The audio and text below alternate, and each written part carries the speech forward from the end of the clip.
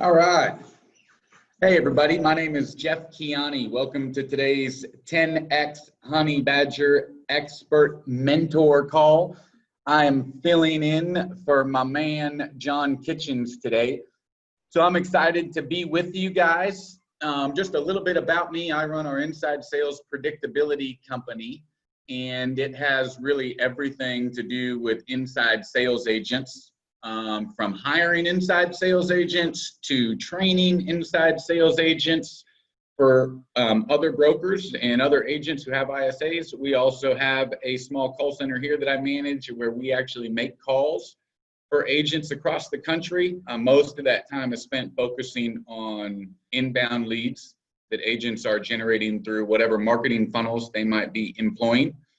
And we do some coaching, I think I mentioned, for inside sales agents. So, that leads me to our topic today, which is going to be about questions and using questions to influence the decision-making process and move ourselves closer to winning closed deals. So that's what we're going to talk about today. I put together a slide deck, and actually, this subject is so important that we're not going to fit it all in today's call. And so the good news is there's going to be a ton of value. There are going to be some resources that I share with everybody who's on this call live. And so I'm actually going to share a link to a resource folder that will have a bunch of stuff.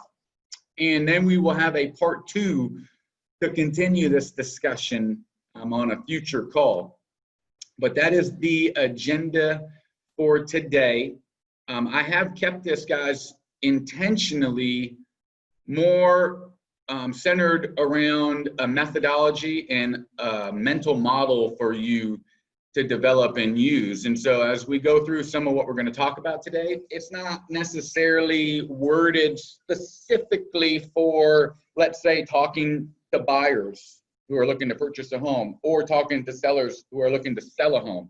All these principles are and can be used to accomplish that goal. But listen, I also know, man, there's a lot of people that are looking to close different types of deals and win different types of decisions that may not involve that. Some of you may be recruiting agents to your team, for instance, and you need to be able to close to get that appointment met, right? And then you need to be able to close to get them to leave wherever they're at, enjoying your team.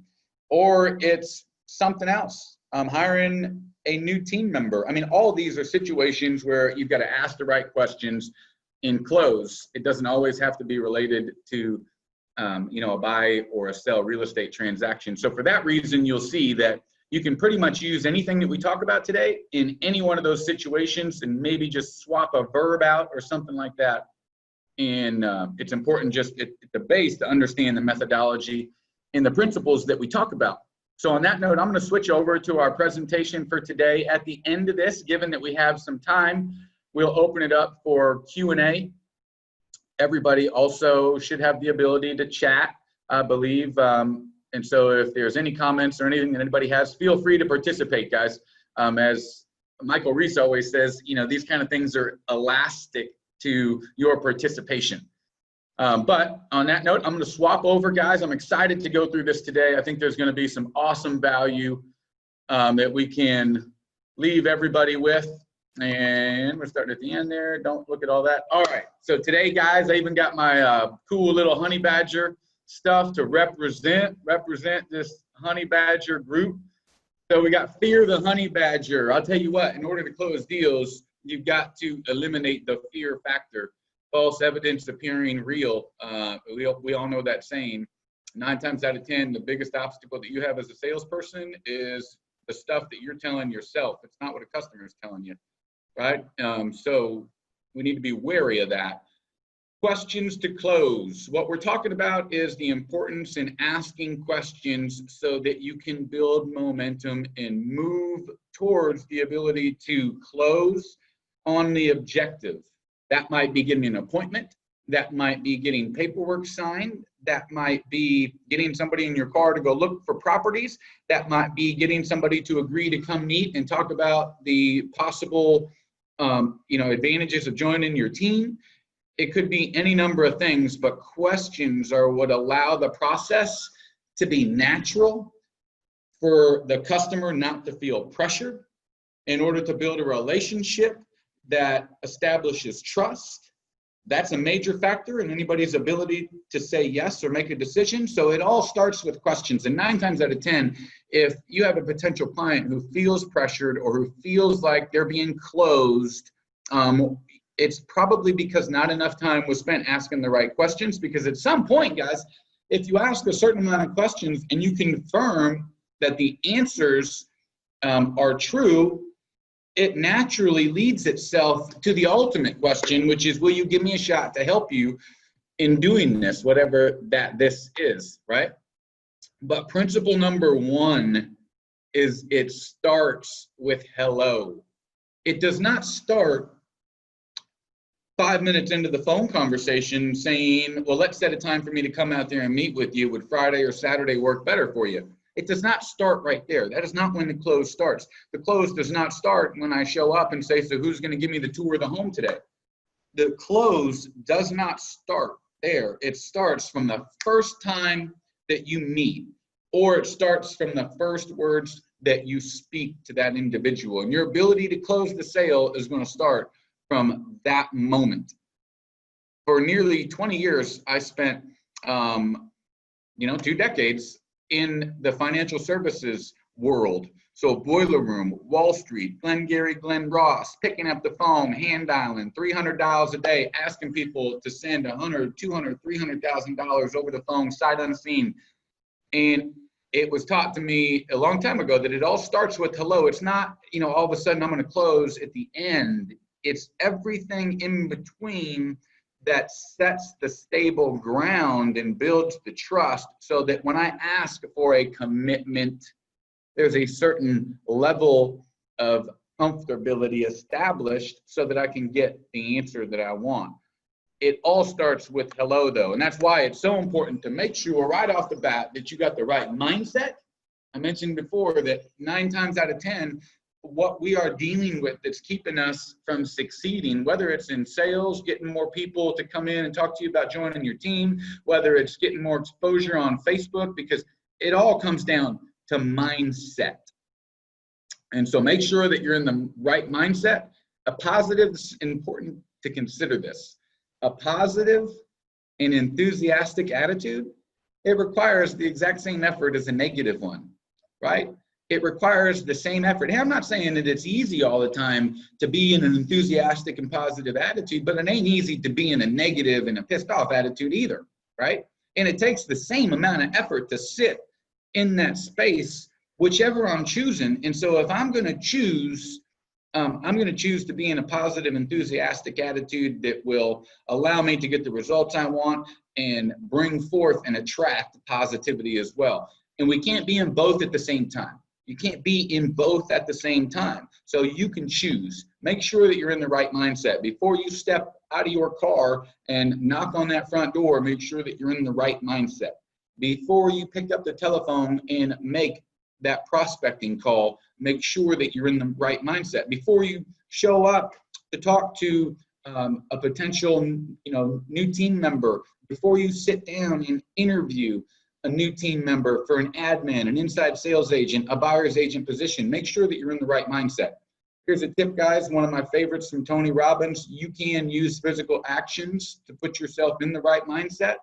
And so one of the exercises that you can do is identify a physical movement that you make when you're in a great state of mind of positivity and enthusiasm, and replicate that movement, that physical action, when you need to get into that mindset. So whether that's pumping your fist, whether it's banging on the table, whether it's clapping your hands, whatever it is, take that physical action, and that can affect your mental attitude. But it starts with saying, hey, am I in the right mindset? So first, some of these questions we have to ask ourselves, right? Ask yourself a question. Am I in the right mindset? Number 2, do I look all right? Right? Is my appearance up to par? Show up like nobody else? If you're meeting with a person in person, understand that appearance matters, right? And so think of what impressed you on a first meeting in the past.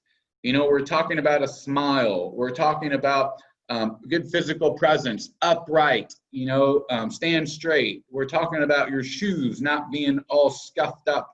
We're talking about you dressing appropriately to your client base. Now, here's the caveat. If you're in Fort Lauderdale, Florida, and 99% of your clients are shorts and sandals, maybe you don't need to show up in the 3-piece suit and a $5,000 Rolex. I'm just saying, consider who you're meeting with, and dress accordingly. But understand that whether we want to admit it or not, people are going to form a large part of their impression of us in an unfair amount of time, and in large part just based on our looks. Has nothing to do with our ability and faculties as a person, right? But it's the facts. And so we want to just take it into account, boom, and prepare for that. Speaking of preparation is the next thing that you need to make sure. Am I prepared? The biggest factor in your ability to consistently close deals is going to be preparation. There is no such thing as luck. There isn't. Luck is when preparation meets opportunity. There's that person in the office who seems to always get some stuff, and somebody says, they're just lucky. They were there to answer the phone. They were there and made the telephone call. They knew what to say when the person asked the question. They knew how to say, let's go ahead and set a time to meet. They knew how to then say, let's okay the agreement and get started immediately. But that all came from preparation. And from the outside looking in, it's easy to say that person got lucky. You're fooling yourself. The more prepared you are, the more profitable you're going to be. Bottom line. And part of that preparation, an extension of it, is to make sure that you have a plan. So I'm going to go in, I'm going to get a tour of the home. I'm going to give my presentation. I'm going to go over the market trends. I'm going to ask them to let me help them through the next steps, whatever that might be. But I need to have a plan and a strategy. So that way I can simply concentrate on executing.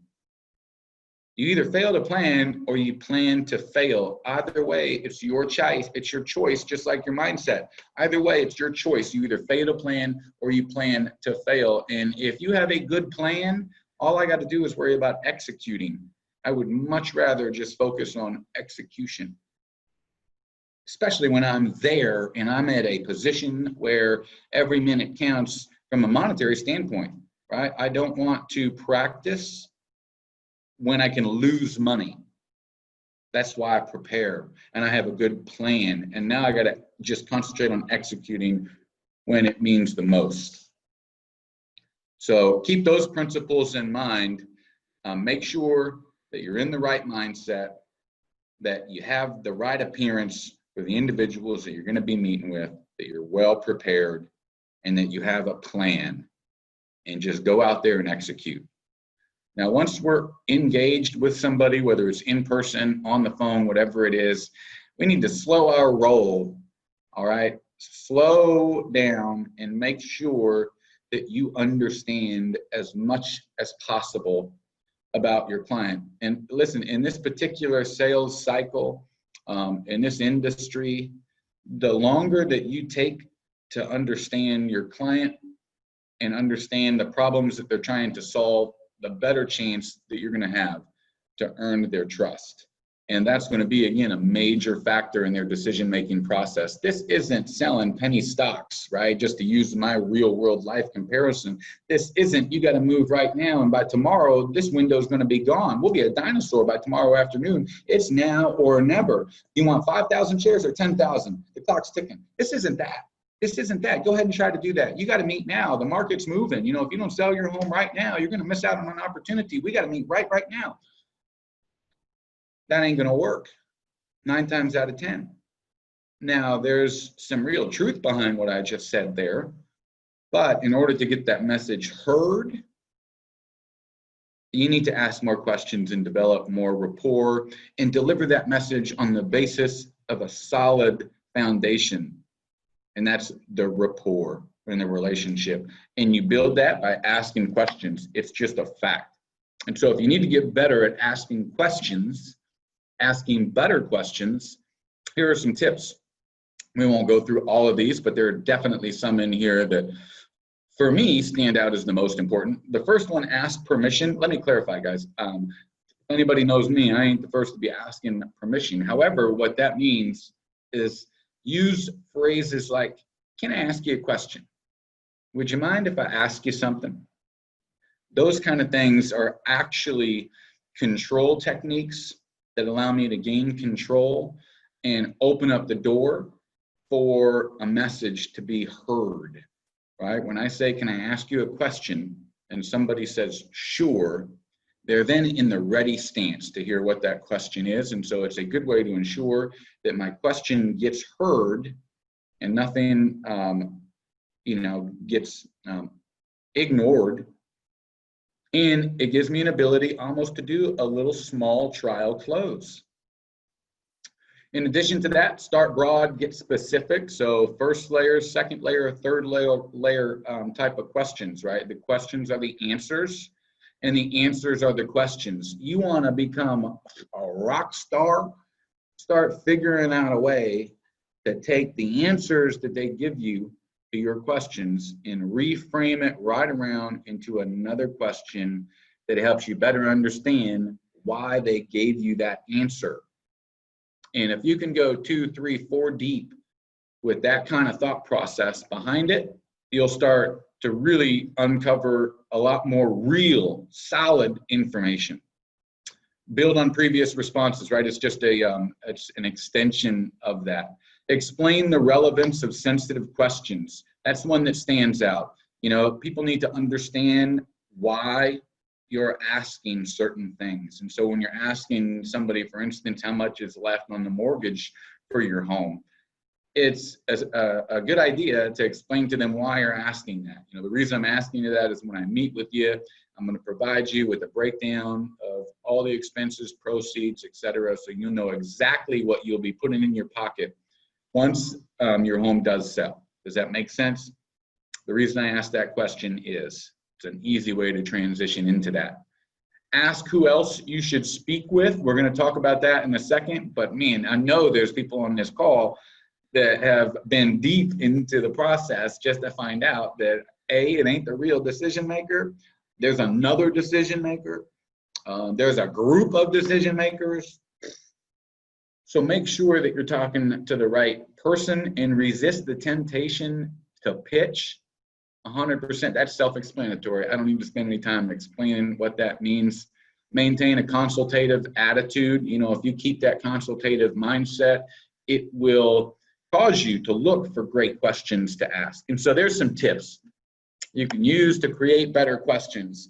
Now, in preparing for this call, I actually came across, imagine this, something that I hadn't seen as tons. I say that sarcastically, and I'm always looking to learn. And so in preparing for this, I came across the study I actually had not run across before, the Gong study, funny enough. But it's a study that analyzed a ton of calls. It used AI during these calls to determine what was talked about, long story short. And I'm going to give you a link and you can check out, nerd out on this study because it's cool. There's some neat things in it. But for instance, one of the things that we talked about in that study was to use discovery questions and how important that is. And this study found that the most effective discovery calls, and so call that your first engagement, when you're trying to identify time frame, motivation, are they willing to sit down and meet, all those type of things that would typically happen on the first call or a discovery call or a discovery meeting.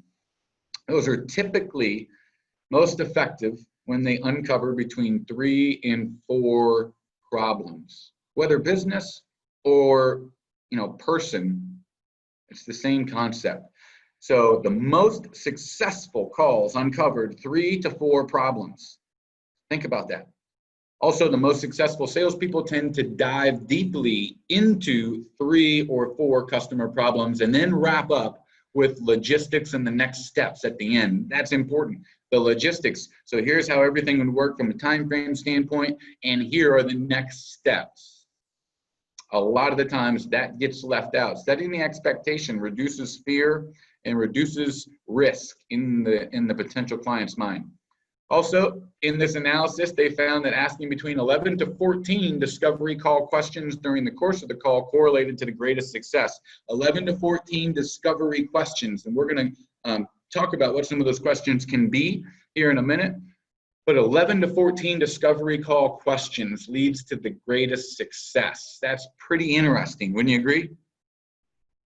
Also, the study found that top sellers most often ask their questions while discussing problem-related topics with their buyers. The point being there is, while we're talking about these problems, that's the greatest opportunity and chance for me to ask the important questions that would lead me to better understand them, so then I can position a solution and show you how we're going to solve them, right? It's not rocket science, but it is science, as I used to say all the time in the oil and gas business. It ain't rocket science, man, but it is some science, but easy enough to understand, not always so easy to stop yourself when you've got somebody live on the phone and you've been at it all week, or you've been trying to get a deal listed, or you've been trying to get some new thing going. And when you're in front of them, it's easy to fall into the trap of going right for the close, not building the rapport, and not understanding and asking these 3 to 4 problems, or discussing the 3 to 4 problems and asking 11 to 14 questions to really thoroughly understand them. So take that into account. In addition to that, we all know talking less and listening more is where it's at, right? Everybody knows that. It's been said a million different ways. What's cool is this study, it just demonstrates the same thing. So what this study found, in addition to what we mentioned earlier, is that also the top reps spent less time talking. In this study, 46% of the time talking, 56% of the time listening. The average sales rep spent 68% time talking, with the potential client only talking 32% of the time. And the bottom reps, the old 80-20 rule almost, except in a negative aspect, right? 80% of the time they're talking, and 20% of the time the potential client is talking. 72 and 28%. You know, so if our objective is to really understand what the client wants, what their problems are, if that's the objective, to truly understand, we've got to get them talking, right? I mean, 22% of the time, 28% of the time, if that's all it is that they're talking, it's not a lot of opportunity to learn. I mean, imagine a call is 10 minutes. So 2 minutes, they're talking. If a call is 10 minutes, I want them talking for 7 minutes of that, if possible. You know what I'm saying? So just think about that. A call isn't an hour. A call isn't an hour, so you don't have 28 minutes of information there and you doing 72% of the talking. That ain't real, you know, in most cases. And if a call is 20 or 30 minutes, you know, I would suggest that maybe that's a little bit too long, or hopefully, I sure as heck hope that it's a call that's moving a whole heck of a lot closer to the decision stage and the closing stage. So some questions that you can ask to better understand are things like, what's most important to you when choosing who to work with? Again, this is where you'll see I purposely left out specific real estate buyer seller terminology here, because I want you to understand the philosophy and the methodology, and then you can rephrase these questions to help you recruit more members to your team, to help you sell more home buyers, to help you list more home sellers, and to help you do whatever else that you want from a business perspective. In addition to asking the question, guys, you want to trial close and make sure that those questions are answered and that it makes sense to the prospect. And so an example of that would be, you know, if our question was, what's the most important thing to you when choosing who to work with? Once we receive that answer sandwiched in the middle, we'd have on the other end, if I can excel in those areas, would you be willing to work with me?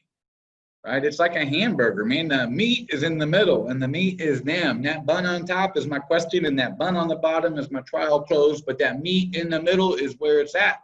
You know what I mean? And that's got to be the thickest part. And that's where, that's what I pay for. I mean, that's why I'm on the phone. That's why I paid for this lead, etc. So I've got to order it up. And that means asking the right question, and then make sure it's right by closing on it. Another example would be, where would you like to see yourself 6 months from now? Once you've got that meat in the middle, would you be willing to listen to what I have to say if I think I can get you there? Would you be willing to listen to what I had to say if I think I can get you there? And tonality is the magic sauce of anything that comes out of your mouth, guys. Tonality. And you know how you develop tonality? It's by practicing it. It's by speaking it. Open your mouth wide. Speak it. Record it. Repeat it. Do it over and over and over. Say it to yourself in the mirror. And that's how you will nail tonality. Next, in a perfect world, how quickly would you like to see all this happen? Trial close after the meet in the middle. I'd like to talk with you more about that. Would you be willing to meet tomorrow, or would this weekend work better? So the formula there, remember guys, is ask the question, get the meat in the middle, which is their answer. If you don't get a thick enough patty, I don't want that little thin ass steak and shake patty. I don't like steak and shake. They got real thin patties. I want that big mooyah patty. You know what I'm saying? It's a good burger joint. Some of you probably know what I'm talking about. But if you don't get a good enough piece of meat there, if that answer is too vague, then you ask other questions to better understand those second, third, fourth level questions, right? We're breaking into the secondary for those football fans out there. Question, trial close. Remember, he who talks less wins more deals. All right, continuing with the concept of asking questions, the next thing is to understand the motive. You know, if any of you have followed any of our training in the past, you would have heard us talk about the 5 most important factors when we're talking to a potential client is motivation, time frame, willingness to sit down and meet whenever the time comes that's appropriate, making sure I have good contact info, and then getting an agreed upon time to follow up so I know I'm not barking up the wrong tree. Those 5 things are the criteria that we adhere to when determining whether or not we should classify somebody in our database as a nurture, for instance. Motivation is the first one though. If there is weak motivation, everything else is going to be weak too. If there's weak motivation, my time frame ain't going to be solid or even definable, right? If there's no real motivation, why would I meet with anybody? And so understand that motivation is the first thing that you need to start to question when I'm talking with somebody. If somebody calls me up right now and says, hey, I'm interested in 123 Main Street, I don't go, great, let me pull it up and tell you everything I could possibly tell you about 123 Main Street, and please be somebody who's going to be able to present an offer. No, I would slow my roll, hold all that valuable information in my back pocket until I start getting some information that I want. And I'm going to start to identify what the motivation is and all those other things that I talked about. I got to tell a funny story here. Last week, we had a boot camp. Last week, 2 weeks ago, we had a boot camp event live here in Frisco, Texas. And at the end of that event, Wally Bressler and myself were doing training that last day on Wednesday. We had a little bit of time left over at the end of the day. And earlier in the training, we had mentioned that one of the things that we can do, if you guys don't believe that, agents out there are not doing the right thing, we'll call one of your competitors and act like we're interested in a property and watch what happens. And so sure enough, we did. There was, I think it was Minnesota, a team said, why don't you call so-and-so? This is one of the top agents in our marketplace. So we looked up a property that was listed. We called the office, and this is how the conversation went in a nutshell. Hello, hey, my name is Jeff. I'm interested in a property that you have listed. What property is it? They asked, gave them the address. Then they said, what can I tell you about it? Well, and so Wally went on with, he said, just sold a business. I have tons of cash and I need to buy something right now. Oh, okay, great. He said, is there any room to negotiate with the seller. I don't know, possibly it was a new construction home. So he asked how long it had been on the market. The girl looked up and said it had been on the market since March, but it was almost done. Here's the kicker, guys. And there was an open house this weekend, and he should come and take a look at it. This is a $1.4 million house, and she's driving him to come to an open house. She has not said, let me schedule a time to take you out there and show it to you. She has not asked him any questions about anything. And I will be making this slideshow available, Mark. I'm going to share it with everybody. And so at the end of this deal, she goes, okay. And he goes, oh, I really need to move. I really need to move. I got 4 kids and we've got nowhere to live. Okay, great. Well, you should come to the open house. That's it, right? That's crazy. And so we hung up the phone. She never asked for his phone number. She never asked for his email address. Didn't ask any questions at all. And I hope that when that phone hung up, she was like, oh my God, what the heck did I just do? Right? Hopefully, that's a person with a growth mindset who's looking for what I could do better, because, you know, it was just ridiculous. So just be wary of that, you know, and that can happen in anybody's office, especially, you know, if you ain't the person who's always answering the phone. Make sure your people know what the right questions are to ask. So motive profile, guys, motive profile. Hopefully some of you, most of you are familiar with the concept of a buyer persona. And, you know, that's really identifying who your customer is. What do they like? Where do they go? What do they listen to? Where do they get their information? What do they do on the weekends? You know, all that type of stuff, that buyer persona is important to understand. We're not going to go over all that today.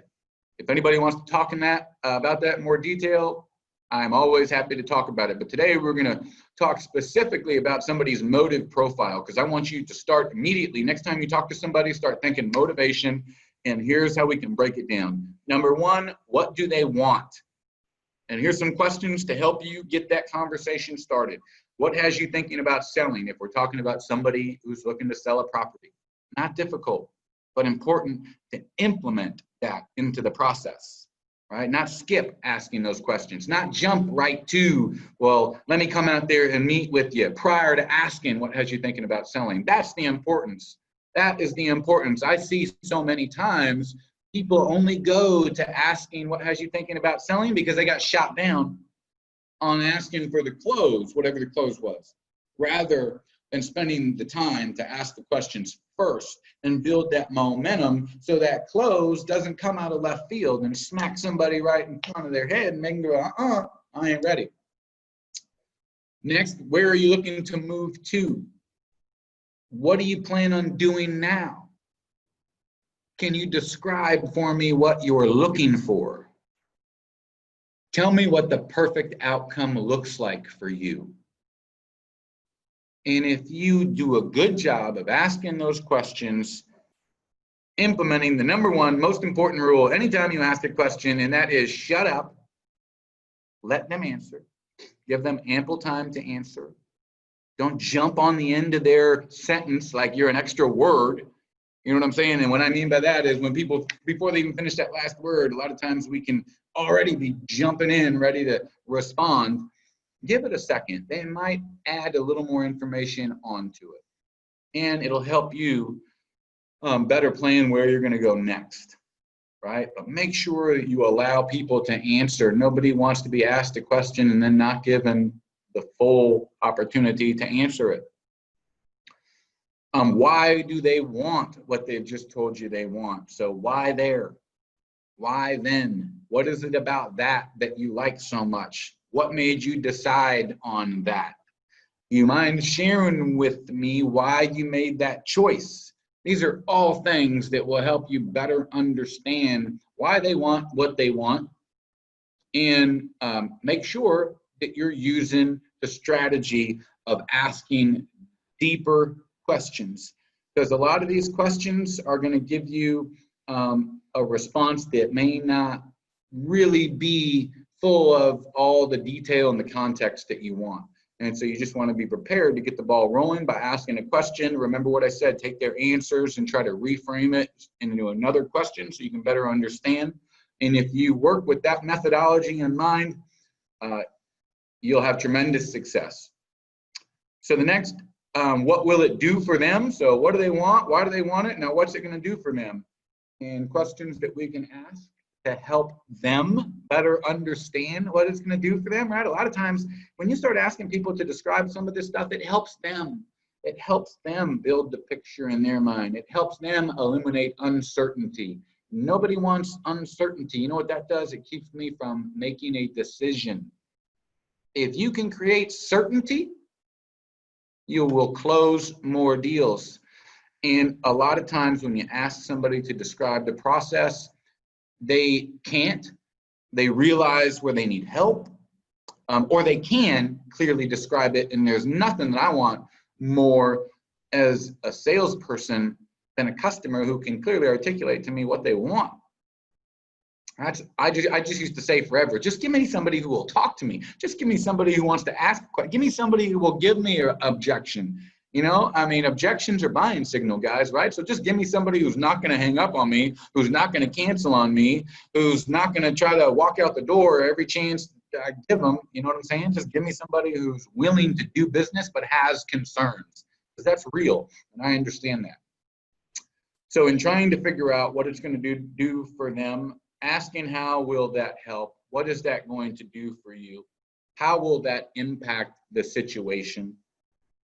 Describe what that will be like. How's that going to feel? All these are going to empower you with the right information. Next is, what if it doesn't happen? What if it doesn't happen? God forbid it doesn't happen, right? What's your backup plan? Great question. Again, and this can be for anything. Purposely, in creating this, I've left out the traditional buyer-seller real estate language because I want you to understand that the framework of these can be used for anything, including recruiting people to your team. What's your backup plan? Have you thought about a worst-case scenario? If it doesn't happen, how is that going to impact you? What if things don't go as planned? I'm just saying, what if things don't go as planned? And are you willing to wait another year or more to do this? Whatever this is, are you willing to wait another year or more to do this? And so if you have a discussion and fill out the boxes on each one of these categories, I think you will have a pretty good idea of the motivation behind your client, why they want to do what they're telling you they want to do, what the impact is going to be for them, and if it doesn't happen, how that's going to affect them and what they're prepared to do. And you may find out through going through this process that you're talking to the wrong person, that you are talking to the wrong person. I read a statistic the other day that said 50% of the people that you're currently trying to work with aren't qualified for you to do business with. You know, in our case, maybe that means, you know, our database and all those people that we continue to put into our database and say we're going to follow up with, or we tagged as a nurture. 50% of those people are not qualified. And probably because if that's the case, in your case, and I'm not saying it's you, but there is somebody where this is the truth. If that is the case, it is likely because there's not a clearly identified process on the front end to qualify candidates or potential clients. And if there is a process, the next thing that would likely be missing is a process to ensure that that process is followed every single time by every single person in the organization. So if Tom brings me somebody and says, this is a hot one, I have the same information and the same process was followed to determine that as Sally, who brings me somebody and says she has a hot one. Now, if Tom's deals close more often than Sally's, and they're supposedly both going through the exact same process and qualifying them, then that helps me better determine what type or what area we would need to improve Sally on, you understand? But if we're not following that same process, it becomes much more difficult to figure out why there's a difference between Tom and Sally. So make sure that you have the process, and make sure that you have a process to ensure that it's implemented every single time. Principle number 3, how do you decide? We're getting closer to the closing now, and we're gonna, this second part of this call is gonna be about the closing. Today is gonna end right when we get into what might be perceived as the real good stuff, but I'm gonna tell you right now, this right here, this front end stuff is the real good stuff. You do all this and you might have a chance of somebody saying, you know what, I'm ready to do business with you. Likely not. But if you do go through all this stuff on the front end, the close is easy breezy, and it's it's not as important as this, but it is all part of the equation, right? 2 plus 2 doesn't equal 4 if I don't put an equals sign there, and so a sale doesn't get closed unless we do close it. So how do you decide? You need to understand the process in which they're going to go through when they make a decision and what the key factors are in making that decision. This is something that gets left out of the conversation far too often, right? Far too often. I mean, how do you make a decision? What's your process when you make a decision? Think about that. When's the last time that you asked somebody what the process that they go through when making a decision is? Some of us maybe have never asked that question before. And if that's the case, your mind just went, bam, oh, damn. If I just really understood the process, and then imagine if I asked 100 people that question, and then I identified that, damn, 75 out of those 100 said this is the process that they go through. There's a commonality there. 75% said all these things. Well, now I can cater my message, right, to match the people that I'm talking to. So when it comes to how they decide, we need to ask, how do they make decisions? And here's how we can break that down. Number 1, most important, we mentioned it earlier, who is the decision maker, right? I can't close the person, I can't ask the person to do business with me if they don't have the ability to say yes. So make sure that you get in the habit of asking questions like, who else is involved in making a decision? Is there anyone else that we need to include? Is there anyone else that you will be talking to about this? Right? And so we need to remember decision questions, questions about how they make their decision. And those are going to start with who's involved in that process, who's involved in making the decision. Is there anyone else that we need to include in the discussion? And is there anyone else that you're going to be talking to about this when making a decision? Followed up with what is important, right? We've got to know what's important to them. I can't just throw a bunch of darts at the board hoping that one of them hits what is important to them. Let me just ask them, what is important to them? What's the most important thing that you're going to consider when making a decision? What is the most important thing that you are going to consider when making a decision? And then follow, most important rule, shut up, right? Let them answer. What all are you going to take into account when making a decision? Do me a favor. Can you just tell with me or share with me what all you're going to take into an account when making a decision? After that, what are the deal breakers? So here's where, man, if you can uncover objections before they become a obstacle to close the deal, right? And let me better describe that. I don't want them to create a delay or a stall. I don't want to have objections I was unaware about pop up right at that moment when I'm trying to close. Now that's going to happen, but I want to present in such a way that I can uncover or at least get clues to what those might be early on, so I can do my best to eliminate them before they bring everything to a screeching halt. And so some things that we can do to help uncover those type of concerns are, is there anything that you know of right now that would be an absolute deal breaker? Is there anything right now that you can think of that would be a deal breaker? Next, can you tell me what you're not willing to compromise on? Can you tell me what you are not willing to compromise on?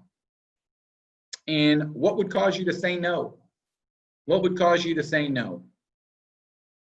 Those are some good ways to understand what those deal breakers are, what the obstacles that stand between you and them doing business together might be. We've got to ask those questions. Decision time, boom, your mindset goes from motive profile. I understand my client and what their motivation is. Now, what are my decision questions? Let me understand how they're going to go about making this decision. Time frame is an important part of that. We talked about the 5 criteria that we adhere to. Time frame is number 2. We need to understand in what kind of time frame do they plan on making a decision. Just let me know, right? I just need to know. So how long do you normally take to make this type of decision? Great question. How long do you normally take to make this type of decision? When do you think that you'll decide? When do you think that you'll decide? When do you think that you might be making this decision? And when would you like to move forward on this? So when would you like to move forward on this? Get an idea of what their time frame is. Next are potential threats, and we all know they're there. We all know that they're there. If there aren't any, then I just want to hear it. Nothing. What could delay this? Absolutely nothing. We've got to do it. I'm doing it. That's what I'd like to hear, but the fact is that, that's not the real world all the time. There are things that can delay the decision. And I just want to know if there's anything that I should be aware of that's on the radar that might cause us to have to delay. And so some things we can ask are, do you know of anything that would cause you to delay doing this? Again, whatever this is, do you currently know of anything that might cause you to delay doing this? Is there any chance that you might change your mind? Is there any chance that you might change your mind? Or what do you think might cause this to take longer? Right? What do you think might cause this to take longer? And you're going to identify potential threats and be able to head them off at the pass, or at least be aware. How likely do you think that is? Right? And add on to any of those answers of what could delay this. How likely do you think that is, that might occur? And last is, we always need to gain some level of commitment, whatever it is. It may not always be, closing the deal, depending where you are in the sales cycle and where they are in their stage. Are they in the awareness stage? Are they in the consideration stage? Are they in the decision stage? So closing the deal may not always be the commitment you're looking for in that particular interaction, but we always do have to be looking for a commitment. And some ways that we can get some commitment along the lines of the decision-making process are, will you give me a fair shot at earning your business? I'm not asking them to sign anything or commit to me right now that they're going to do business with me. I'm asking them, will you give me a fair shot at earning your business? Next, whether it's yes or no, are you willing to give me a decision? And that's a powerful one, guys. Either way, whether it's yes or no, are you willing to give me a decision? If you want to add a time frame onto that, if they've given you the reason to do so, go ahead. Right? If they said, I'm going to be making a decision by the end of this week, then either yes or no, whichever it is, are you willing to give me a decision on Friday? Ask them for the commitment that they will give you a decision. How many of you have had those people that just won't give you a decision, or they'll run away from the phone and never communicate back with you? So just ask them point blank, are you willing to give me a decision? And you're going to earn their respect. You're going to stand out amongst the crowd, because most of your peers are not asking that question because they're afraid to.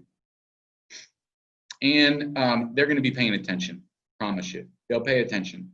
You're going to stand them up. That's what we used to say back in the day. You're going to stand them up, and they appreciate that. Listen, in a lot of cases, we all have busy lives, and I am being pulled in a million directions. When it comes to certain things, I just need to be told what to do. And when it comes to important things that I get an expert to help me with, I want that expert to tell me what to do in a lot of cases. And so to lead the way, asking these questions is important. In addition to that, will you promise not to make any decisions until we have a chance to discuss this in more detail? So we promise to not make any decisions until we have a chance to discuss this in more detail. If you spend the amount of time to go through at least one question in each one of those categories, it's going to uncover a lot of super valuable information to build out the profile of the individual, and it's going to tell you how to close them and what their decision-making process is, so that you can then influence it, find your fit in, get in where you fit in that process, right? And know ahead of time what you're up against. You'll know who in your database is closest to the sale. Principle number 4. Oh, question mark bounced to the bottom there. Dang. Oh well. Principle number 4. Ask for the business. It's the cherry on top. None of this is sundae if it ain't got the whipped cream in the cherry. And so even the best presentation, the best objection handling, whatever it is, all that ain't gonna close a sale that is not asked for, right? You've got to ask for the sale. And that is so many times what is not done. Presentation was great, answered their questions, and they're gonna think about it and get back to me. You didn't ask for the close 9 times out of 10. They just weren't ready yet. I could tell. How? Did they tell you no? Nah, I didn't ask. I didn't think they were ready. You've heard these things. Some of you may have said these things to yourself. Hopefully you have, because everybody has at some point. Those that haven't acknowledged that yet, they're just not at the right stage yet in that growth mindset. When you get to the stage where you can acknowledge, I chickened down on that one, or I do these things, now that you've acknowledged it, you can correct it. So remember, you got to ask for the business. Nothing else is going to get the deal for you. I mean, maybe in some cases you'll have that person that says, Jeff, you can stop right there. I've heard everything I need to hear. I've got my pen ready, and let me just go ahead and let's get going. That might happen from time to time, but it sure isn't going to be the majority. The fact is 90% of people, based on the studies that I have seen, 90% of people aren't going to buy unless you ask. And more sales are lost on a daily basis simply by salespeople who fail to ask for the business, right? Whenever that you have stated value and that your potential client has agreed that they see that value, you should ask for the business, and you should ask for it again and again and again and again and again 5 times. That would, based on research, be the optimum number or the average number of times it would take to close a deal. So, again, and then again and again and again and again and again, right? As long as it can be done so professionally and tactfully. So ask for the sale. That should be your own personal rule. Part of the core values inside your office is we always ask. And by executing that one thing alone, you will increase business by at least 30%, and you will surpass your competition, because it really is that rare that people ask. And before we finish up today, there's a great study that was done, and I had gotten it from a very old sales training tape a long time ago that I listened to, and it had taken insurance agents and sent them out across the country to planted leads. And this was to better understand the training for their sales force. And so they had all these fake appointments set where the insurance agent was going out making a presentation on a policy, and the customer on the other end was in the know and was given instructions to sign the policy if the person directly asked, and if not, don't. And only 20% of the insurance agents in that study came back with signed paperwork, even though every single one of the customers was prepared to sign if only they had been asked. And that has been replicated so many times that we all know now how important it is. And you can type that into your Google browser and spend the next month reading one post after another about how important it is to ask. So do not discount the importance of that. And we're going to talk exactly about questions you can ask to get there on our next call. So question to close will be continued. We'll stay tuned for part 2 in the question to close series. And as we finish up today, I want you guys to know I am sharing this slide deck with everybody, and you will all have some resources with the links included here. Now, these are third-party resources, right, that I just found that I thought were interesting. And so I want to share those with you. This Gong is that study, by the way, some really good information there. And then this right here, guys, this 10X Honey Badger question to close resource folder is jam-packed with some stuff that I'm going to share with you. And I will just show you real quick before jumping over to our questions. I just want to show you real quickly what is in that folder so you can have an idea of what's going to be there.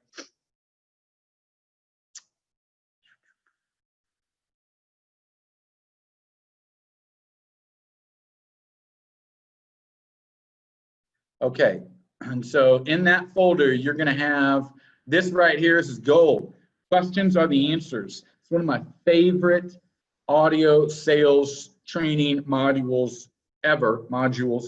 It's by J. Douglas Edwards. It's from like 1950 something. He's what's considered the father of modern sales training, and you will get tons out of that if you listen to it. Also, right here's the Jordan Belfort Wolf of Wall Street module on asking the right questions. Here's straight out of my head to you. These are different questions, pattern interrupts, just different bullet points and things that I have thought of and written down from time to time. So all this is in there, guys. I'm going to share that folder with you. It's the link that you see right here. If you click that link, it's going to be a zip folder that you can download. All right. And then let's see. Also, in addition to that, guys, just mindset wise, all this stuff, it comes out of the practice I have of stopping and writing this stuff down. So I use Google Sheets, and this is, this is behavior that I think is conducive to success. So what I will do, and I'm just trying to get down, I got so much stuff in here, but what I will do, guys, is I'm always thinking about better questions, better ways to navigate the sale, how to transition to a close, all that stuff I'm thinking more and more all the time about. And so I will use Google Keep, and I'll be thinking at 11 o'clock at night about a question or something like that, and I'll jot it down on Google Keep, right? And then that's how I do it. So in real time, all this stuff. Questions, I don't know, some of this stuff is about business. Well, what are 3 specific challenges we're going to help you with? My point here is get in the habit of doing that, right? Because you're not going to remember. When you come up with that great one, you're not going to remember if you don't write it down. So make sure you write it down. I mean, it's ridiculous. Back in the day, I used to be calling my buddies at 8 o'clock at night, be calling them in the morning. Oh man, what do you think of this? What do you think of this one? And that kind of enthusiasm. And if you got people in your office that start doing that, hey, man, I just want to, Wally, did you hear about, what do you think about this one? Somebody told me the other day this. What do you think about that? What would you say? If you get that kind of interaction going on with yourself and somebody else, hopefully somebody there in your office, you will excel real fast. So on that note, we are going to finish up today. I'm going to open it up to any questions that anybody might have. So go right ahead and fire away with the questions, guys, if anybody has any questions. While I'm waiting on that, let's see here. I did answer a question earlier. Mark had asked if we would be making the slideshow available, and so absolutely we will be making this slideshow available. You will receive that download here in just a little bit. Anybody else have any questions? You can post it in the chat, or you can hit the Q&A tab.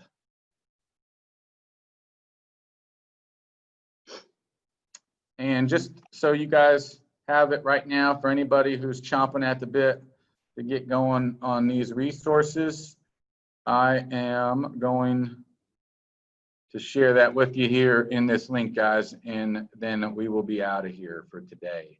I want to thank everybody for joining this Expert Mentors live call. The link is in the chat. Go get them resources. Watch for the slide deck to come out next. and look for part 2 of questions to close. All right. I hope everybody has a great rest of the week. It's hump day. We still got 72 hours to get some deals in the pipeline. And let's get out there and meet with somebody. All right. Selling is believing. So now let's go believe. Talk to y'all later. Bye.